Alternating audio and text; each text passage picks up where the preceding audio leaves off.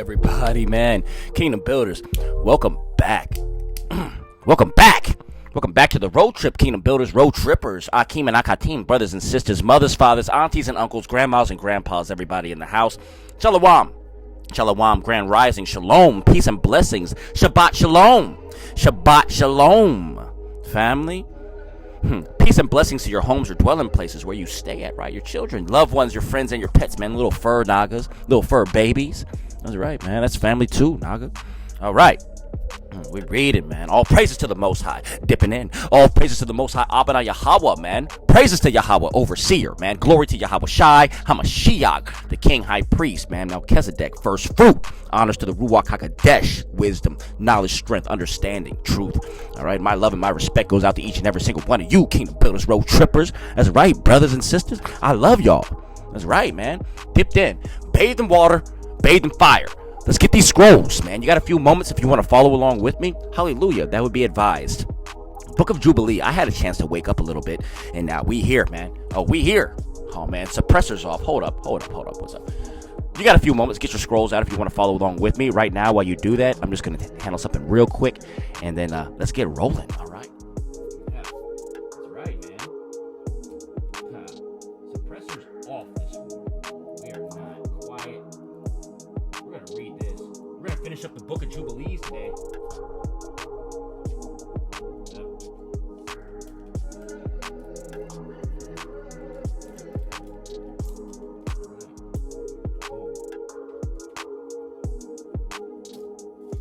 All right, we're going to finish up the book of Jubilees today. Are you ready for that? If you're not, well, then you better buckle up. This is the road trip. We do have a back seat if you're not ready. Just sit back, man. We got this. All right, no further ado. Book of Jubilees, chapter 34. Let's begin.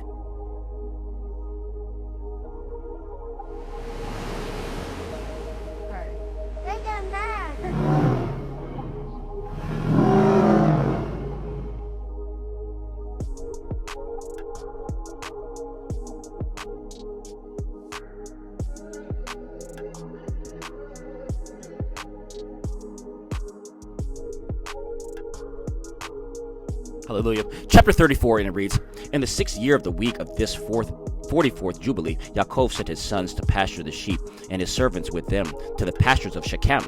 And the 7 kings of the Amorites assembled themselves together against them to slay them, hiding themselves under the trees, and to take their cattle as prey. And Yaakov and Levi and Yehudah and Joseph were in the house with Isaac their father, for his ruach was sorrowful, and they could not leave him. And Benjamin was the youngest, and for this reason remained with his father. And there came to the kings of Taphu, and the kings of Aresa, and the kings of Saragan, and the kings of Selo, and the kings of Gaaz, and the kings of Beth-Horon, and the king of Manasakir, and all those who dwell in these, dwell in these mountains, and who dwell in the woods of the land of Canaan. And they announced this to Yaakov, saying, Behold, the kings of the Amorites have surrounded you, your sons, and plundered their lands, and planted their herds.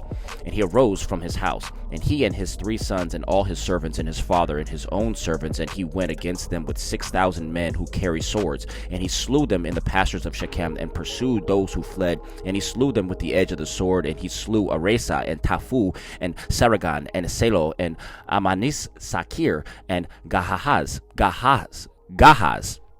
and he recovered his herds, and he prevailed over them and imposed tribute on them, that they should pay him tribute 5 fruit products of their land. And he built Robel and Tamnatares, and he returned in peace and made peace with them, and they became his servants until the day that he and his sons went down into Mizraim. And in the 7th year of the week he sent Joseph to learn about the warfare of his brothers from the house of the land of Shechem, and he found them in the land of Dothan. And they dealt treacherously with him, and formed a plot against him to slay him, and changing their minds, they sold him to Ishmaelite merchants. And they brought him down into Mizraim, and they sold him to Potiphar, the eunuch of Pharaoh, the chief of the cooks, priest of the city of Elu. And the sons of Yaakov slaughtered a kid and dipped it in dipped the coat of Joseph in the blood, and sent it to Yaakov their father on the 10th and the 7th month. And he mourned all that night. Remember, the cloak of many colors. And he mourned all that night, for they had brought it to him in the evening. And he became feverish with mourning for his death. And he said, an evil beast has devoured Joseph, and all the members of his house mourned with him that day, and they were grieving and mourning with him all that day. See, so I'm going to interject. How can you be mourning and grieving with your father when you just literally pulled a cloak over his eyes? You lied to him. You know what I mean? You gave him a cloak of your brother, and knowing that he was already feeble and weak at heart, you could have very much killed him, knowing that's his favorite son. You know what I'm saying? That could have gave him a heart attack, and they could have killed their father with a heart attack and sorrowful sadness. You see what I'm saying? It's kind of messed up when you really think about it. And then they're sitting in here mourning with their father, and they know the truth. All right, let's continue. Verse 14, and it reads, and his sons and his daughters rose up to comfort him, but he refused to be comforted for his son. And on that day, Bilhah heard that Joseph had perished, and she died mourning him. See? And she died mourning him. They killed the mother of him because of a lie. And she was living in Kafrataf, and Dinah, also his daughter, died after Joseph had perished. And there came these 3 mournings upon Yasharel in 1 month. And they buried Bilhah over against the tomb of Rachel, and Dinah, also his daughter, they buried there. And he mourned for Joseph 1 year, and did not cease, for he said, let me go down to the grave mourning for my son. For this reason it is ordained for the children of Yasharel that they should afflict themselves on the 10th of the 7th month, on the day that the news which made him weep for Joseph came to Yaakov his father, that they should make atonement for themselves thereon with a young goat on the 10th of the 7th month once a year for their sins, for they had grieved the affection of their father regarding Joseph his son. And this day has been ordained that they should grieve thereon for their sins, and for all the transgressions, and for all their errors, so that they might cleanse themselves on that day once a year. And after Joseph perished, and the sons of Yaakov took unto themselves wives. The name of Reuben's wife is Ada, and the name of Simeon's wife is Adibah, a Canaanite. And see, that was already broken the rules, man. You got a Canaanite woman. And the name of Levi's wife is Melchah, of the daughters of Aram, of the seed of the sons of Terah. See, he followed the law. And the name of Judah's wife, Betasuel, a Canaanite, broke the law. And the name of Issachar's wife, Hezekiah, and the name of Zebulun's wife, Neeman, and the name of Dan's wife, Eglah, and the name of Naphtali's wife, Rasu'u, of Mesopotamia, and the name of Gad's wife, Makkah, and the name of Asher's wife, Ijona, and the name of Joseph's wife, Asenath, the Egyptian, and the name of Benjamin's wife, Ijazaka. And Simeon repented and took a second wife from Mesopotamia as his brothers. That's the end of chapter 34. Let's continue. Let's get some more of this, though. You want some more? All right, let's go. Let's continue. All right, let's get it, man.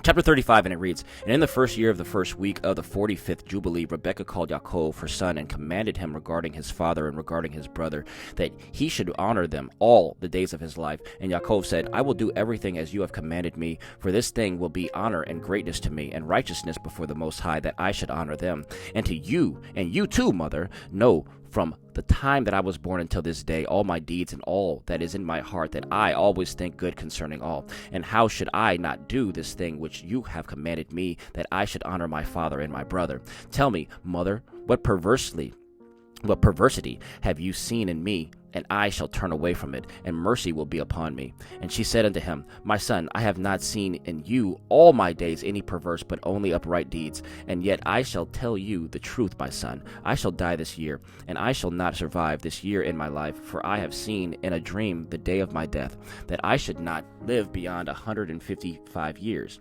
And behold, I have completed all the days of my life which I am to live. And Yaakov laughed at the words of his mother, because his mother had said unto him that she would die.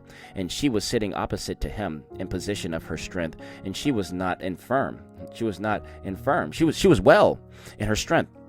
For she went in and out and saw, and her teeth were strong, and no ailment had touched her all the days of her life. And Yaakov said unto her, Blessed am I, mother, for if my days approach the days of your life, and my strength remain with me, thus as your strength, and you will not die, for you are just You are jesting idly with me regarding your death.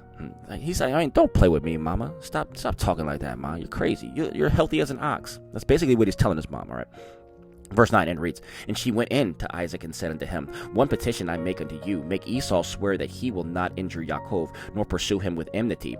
For you know Esau's thoughts, that they are perverse from his youth, and there is no goodness in him, for he desires after your death to kill him. And you know all that he has done since the day Yaakov his brother went to Haran until this day, how he has forsaken us with his whole heart, and has done evil unto us. Your flocks has he taken to himself, and carried off all your possessions from before your face. And when we implored and besought him for what was ours, what was our own, he did as a man who was taking pity on us. And he is bitter against you, because you did bless Yaakov, your perfect and upright son. For there is no evil, but only goodness in him. And since he came from Haran unto this day, he has not robbed us of aught. For he bringeth us everything in its season always, and rejoices with us his heart, when we take at his hand, and he blesses us, and has not parted from us since he came from Haran until this day. And he remains with us continually at home, honoring us.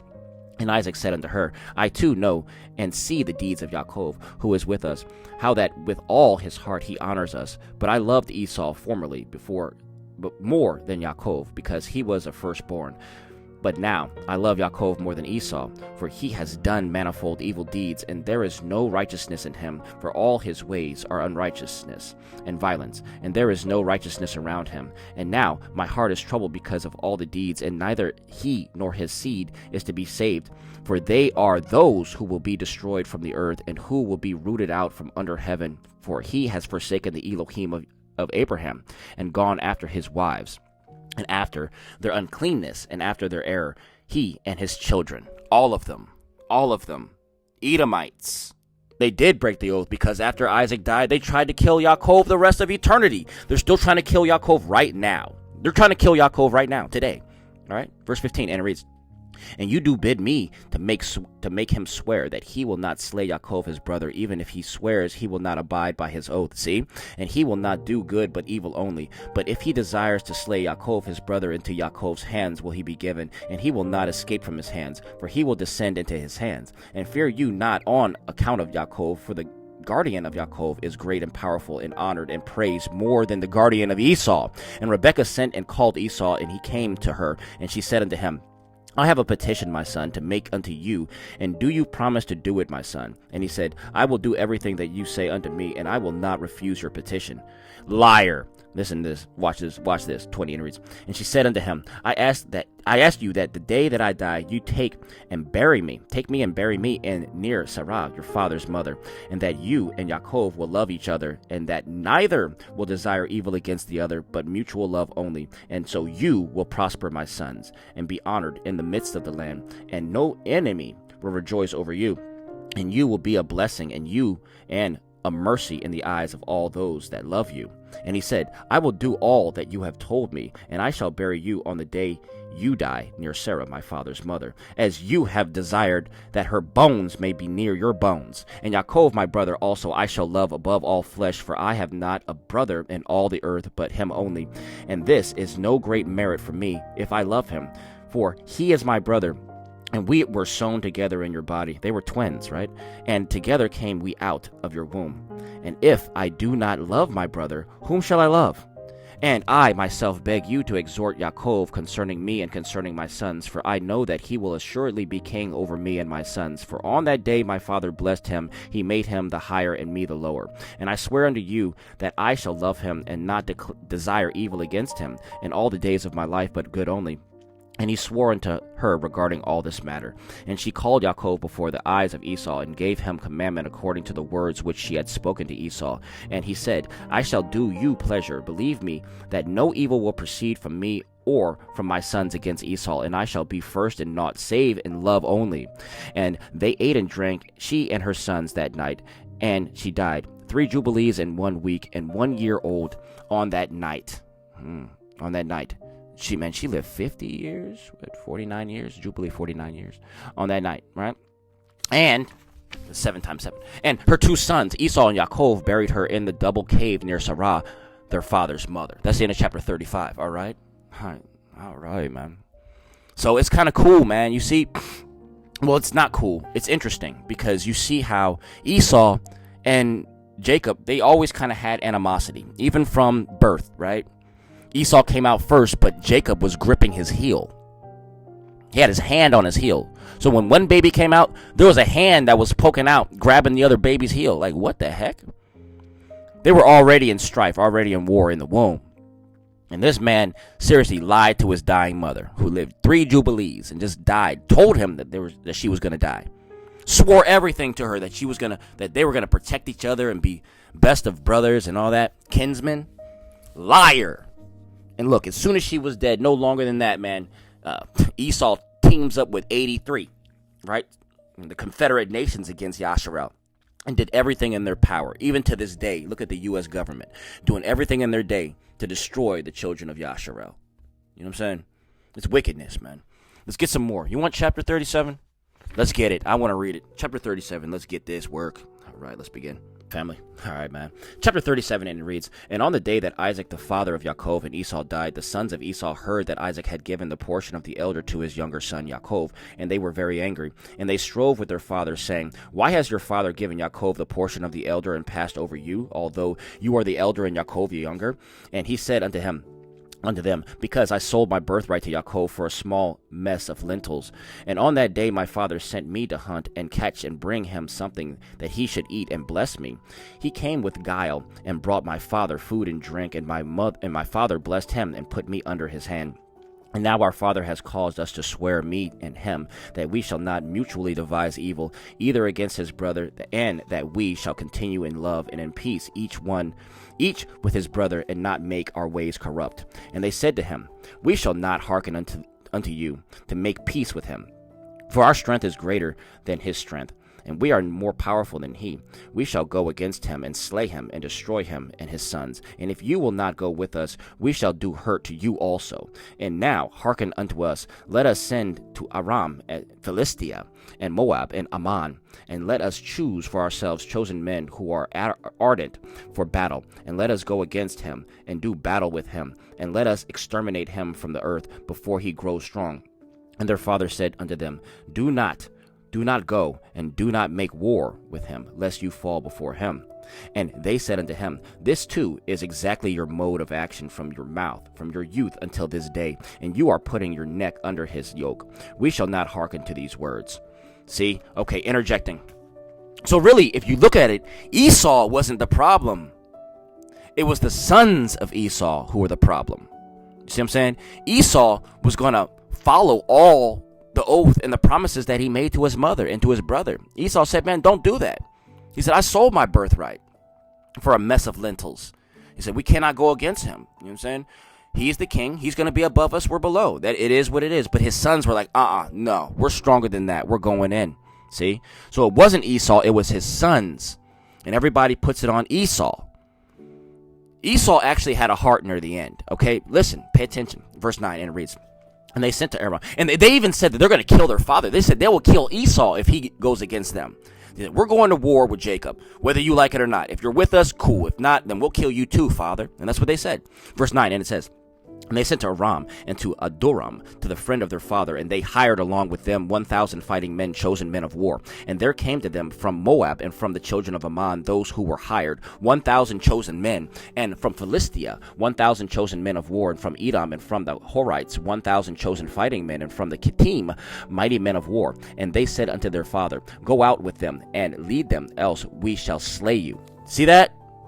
Go lead them, or we're going to kill you too. And he was filled with the wrath of indignation on seeing that his sons were forcing him to go before them to lead them against Yaakov, his brother. But afterward he remembered all the evil which lay hidden in his heart against Yaakov, his brother, and he remembered not the oath which he had sworn to his father and to his mother, and he would devise no evil all his days against Yaakov, his brother. See, so he got turned in the evil camps, right, of his son wickedness. And notwithstanding all this, Yaakov knew not that they were coming against him to battle, and he was mourning for Leah his wife until they approached very near to the tower with 4,000 warriors and chosen men of war. And the men of Hebron sent to him, saying, Behold, your brother has come against you to fight you with 4,000 girt with the sword, and they carry shields and weapons, for they loved Yaakov more than Esau, So they told him, for Yaakov was more liberal and merciful man than Esau. But Yaakov would not believe until they came very near to the tower. And he closed the gates of the tower, and he stood on the battlements and spoke to his brother Esau and said, Noble is the comfort with which you have come to comfort me for my wife who has died. And this, the oath that you did swear to your father and again to your mother before they died?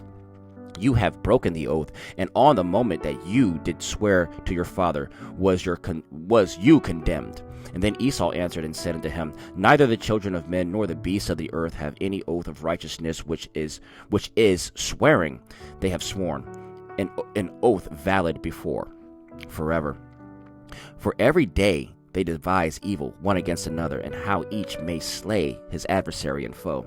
And you do hate me and my children forever, and there is no observing the tie of brotherhood with you. Hear these words which I declare unto you. If the boar can change its skin and make its bristles as soft as wool, or if it can cause horns to sprout out on its head like the horns of a stag or of a sheep, then shall I observe the tie of brotherhood with you. Wow. And if the breasts separated themselves from their mother, for you have not been a brother to me. And if the wolves make peace with the lambs, so as not to devour or do them violence, and if their hearts are towards them for good, then there will be peace in my heart towards you. And if the lion becomes the friend of the ox and makes peace with him, and if it is bound under one yoke with him and plows with him, then shall I make peace with you. And when the raven becomes white as the raza, then know that I have loved you and shall make peace with you. You shall be rooted out, and your sons shall be rooted out, and there shall be no peace for you.